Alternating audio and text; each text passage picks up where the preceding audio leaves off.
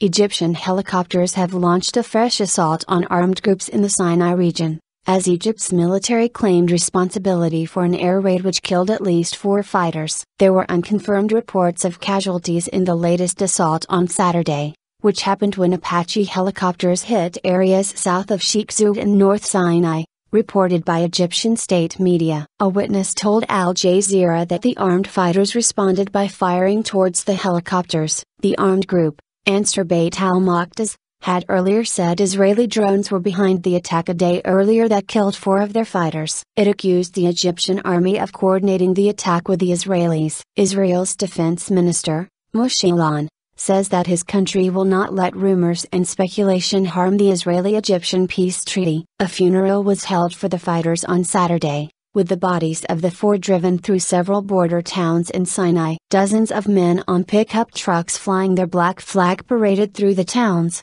in an act of defiance to the army, witnesses said. Our heroes became martyrs during their jihadi duties against the Jews in a rocket attack on occupied lands, Ansar Beit al-Maqdis said on its website. Fresh assault. Hours later, Egyptian military helicopters targeted fighters in a fresh assault near the village of Tma in North Sinai, according to witnesses. Colonel Ahmed Ali, the military spokesman, said in a written statement that the military surveilled and dealt with a group of terrorists involved in past attacks in the peninsula. Meanwhile, unidentified men fired at police station in the coastal town of Al-Arish without casualties on either side. Fighters based mainly in the northern Sinai near Israel's border have escalated attacks on security forces and other targets since July 3, when the army ousted President Mohamed Morsi and installed a new government in Cairo. But the army has been reluctant to confront the fighters inside towns in order not to provoke the tight-knit tribes,